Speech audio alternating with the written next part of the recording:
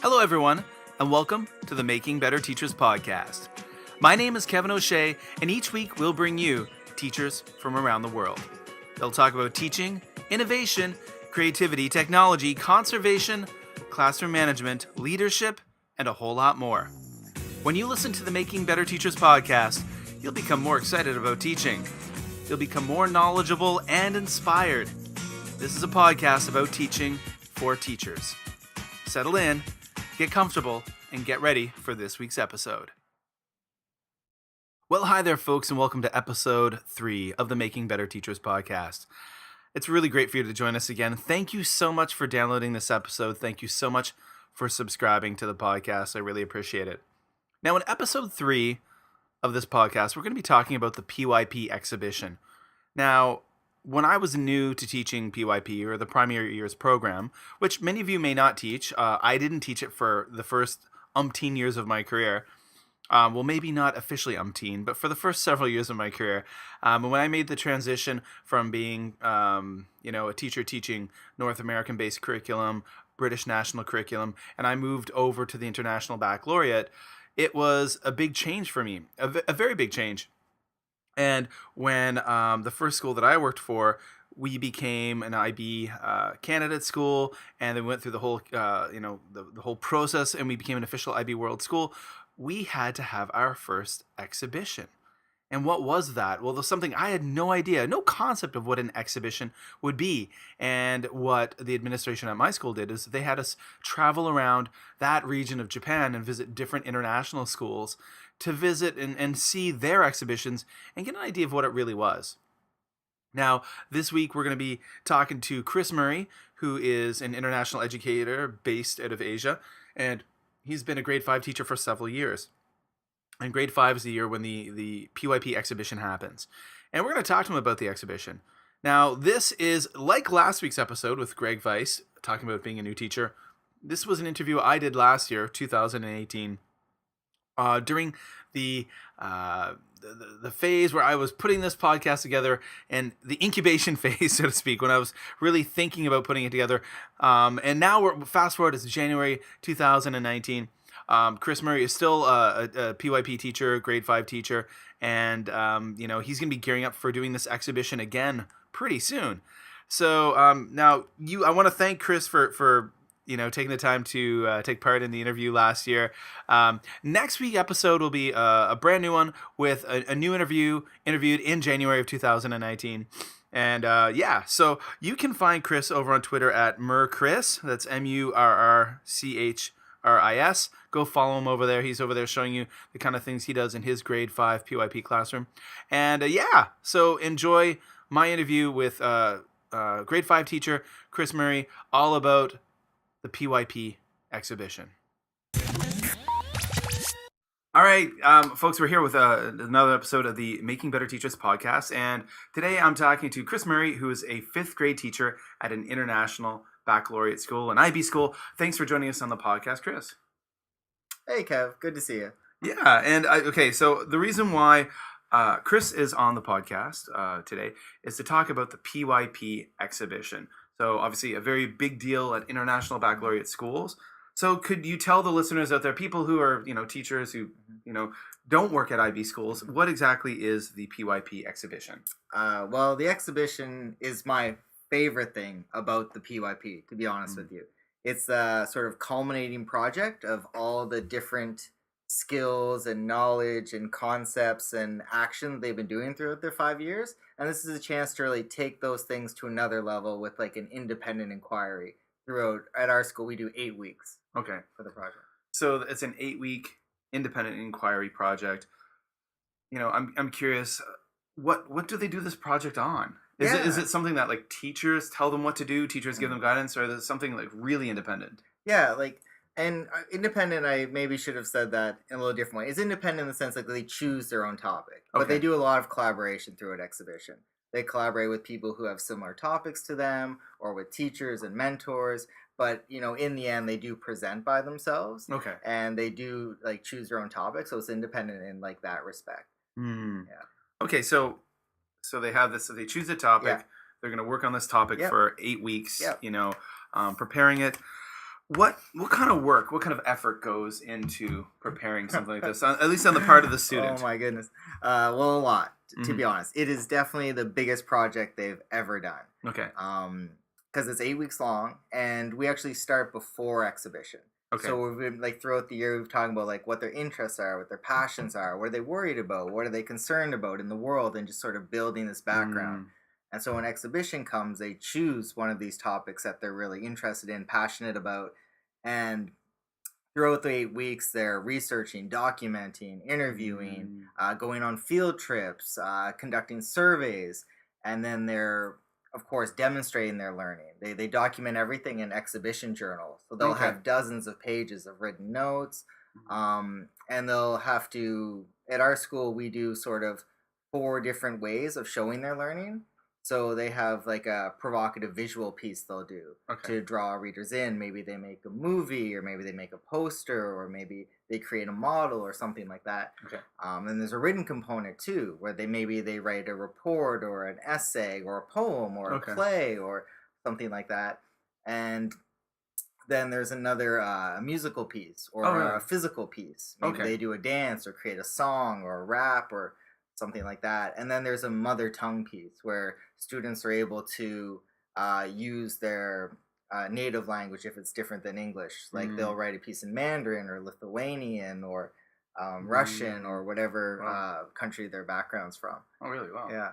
Wow. So it's quite exhaustive. Yeah, yeah, wow. I mean, like, so, for those of you out there who may be jumping into the podcast for the first time, we're coming to you from Beijing, China, Mm, where we both work at a big IB international school here in Beijing. yeah. Now, obviously, this sounds, for those of you out there who can't really envision what a PYP Mm, exhibition is all about, I was fortunate enough, at least when I was living in Japan, when my school became an IB certified school, that they wanted us, the staff, who couldn't really envision what an exhibition was. mm, We took the time to visit other international schools in yes. Japan. We Yeah. visited like the Canadian Academy, Kyoto International School, Osaka YMCA International School, and we went and saw their exhibitions and kind of took it all in to kind of get a better gauge of what is this all about. So, speaking from your own personal experience, Mm. like when you were a kid, when you were in the Yeah. fifth grade or Yes. sixth grade in Canada, did you ever do anything even remotely like this? No. I mean, I remember doing one project on the rainforest Mm-hmm. that went on for a few weeks, but it was nothing like this. Not with the sense of depth and understanding and just Mm, like the real involvement of the whole school community. Like, yeah. I mean, starting next week, the second week, I mean, we have parents coming in to help create key concept questions and questions that are going to Oh, drive the really? Wow. inquiry. Right at the very beginning. We have Mm, parents coming before exhibition started so we could talk about it. We have mentors come in like throughout the high school, the middle school. mm. The administration is very involved, and everyone gets behind it. So it's like a project quite unlike anything I'd ever done before. Yeah, Yeah. and unlike anything I've ever done before, Yeah. I can remember making like a diorama Yeah. or Yeah. something like that, and like writing like a page or two about it, Yeah. and then like talking about it for a minute or Yeah. something like that maybe. But it really is something that like brings the school together, right? It It's a is. very community based thing. Yeah, Almost. and that's one of like the actual requirements from the IB is that it's shared with the school community. Okay. Yeah, because it's very open to what you can do Mm, through the PYP guidelines book. okay. But like that's one of the big things is that it has to be shared with everyone, which is fantastic. Yeah, yeah. Yeah.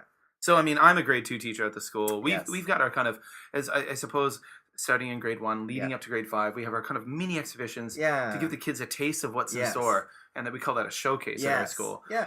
But as a grade 5 teacher, what kind of responsibilities do you have? What goes in? What are the responsibilities that a grade 5 teacher has for putting this exhibition together? Oh my goodness, they're quite numerous to be honest with you. Mm, The big thing is like with this project is we're guiding and supporting mm, students, and we're trying to see like what can they do. This is their chance to really shine. Like okay. show us. You've been at our school for several years. You know a lot about the PYP.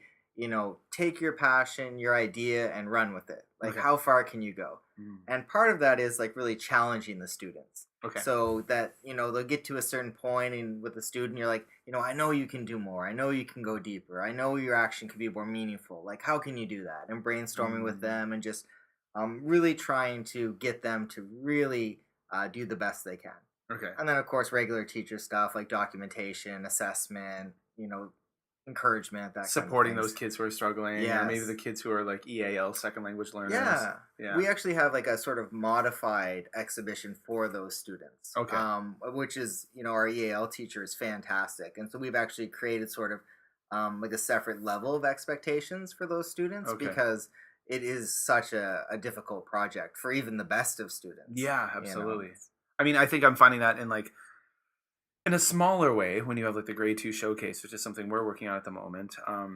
Even you have students who are struggling with English is not their first language and other exceptionalities and whatnot, and they're struggling. But even our top students, the most motivated, gung ho students. I mean, because doing independent research is something you're asking a lot of a young child, right? Yeah, and to sustain it for a number of weeks. Like that's the big thing. So that's why we're really keen on having them choose something they really care about. Yeah. Like, are you really care about it enough to study it for 8 weeks? Yeah. Like, are you really that worried? I suppose for a fifth grader, 8 weeks can almost seem like a lifetime. It is. It's a long time. Yeah. Yeah. And we also, and over the years, we've developed a number of things to help with this.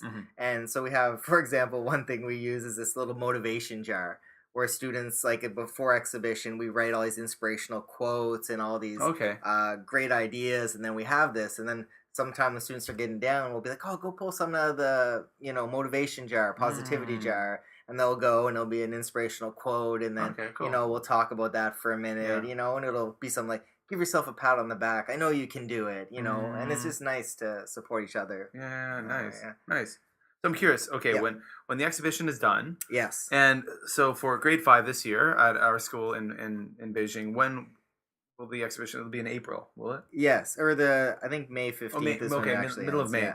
Okay, so this isn't your first year as a grade 5 teacher. No. You've been through exhibition before. That's my third time. Your third time, yeah. You've got the the experience. I'm curious, how do you how do those students feel when it's done? How do you feel when it's done? It's this interesting mixture of both like elation, like you're so happy that you've done this amazing thing, relief that it's over, and also a bit of sadness. I mean, numerous students, like a very large percentage, say exhibition is their best memory from elementary school. And so like it's such a great experience. And actually the final day, like we have exhibition week, is like Tuesday, Wednesday, people come from other schools to visit, and parents, and even Thursday for about 3 or 4 days, a lot of people coming. And that final Friday, we take everyone to the large park that's beside our school. And we interview students individually to talk about their projects. And while we're interviewing, the other students play games and have fun. And then we come back, we have a big pizza party, this great celebration. It's a really nice way to end exhibition. Wow, that sounds awesome. And how about you as a teacher? Oh, I mean, are you spent? You're happy? Well, I mean, it's a lot of work. I mean, I'll be real. It is probably the hardest part of the year. But it's also the most rewarding. I've seen students do really meaningful things, and students be risk takers and courageous. I mean, I had a student one year who was very new to our school, and he came and he struggled. But for exhibition, for his piece, he wrote a song, and he sung the song by himself on stage in front of all of his peers. Oh, wow. And when he finished, everyone gave him the standing ovation, and it was like a really touching moment. Oh, wow. Yeah. That sounds really rewarding. It was nice. Yeah, so the PYP exhibition.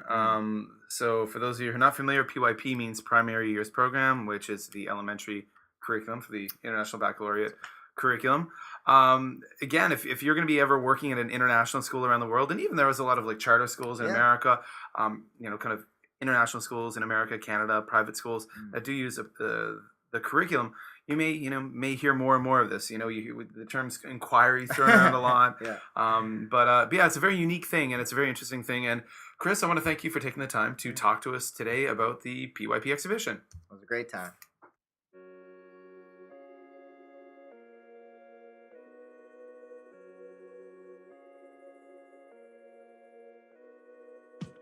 Thank you for listening to the Making Better Teachers podcast. You can find out more about the podcast by checking out our blog over at makingbetterteachers.com. You can follow me, Kevin O'Shea, over on Twitter at MadForMaple. We are a new podcast, and you can help us get noticed and help us succeed in a few ways. First, you can head over to Apple Podcasts and leave a review and rating for us right now. Next, and most importantly, you can share us on your social media. I'm sure you follow teachers, and other teachers follow you. Share this podcast on your Twitter feed, your Facebook, and any education-related Facebook groups you may be part of. Help us grow, and we'll be around for a long time. We'll see you again next week, folks, with a brand new episode of the Making Better Teachers podcast. Be happy, be healthy, and we'll chat again next week.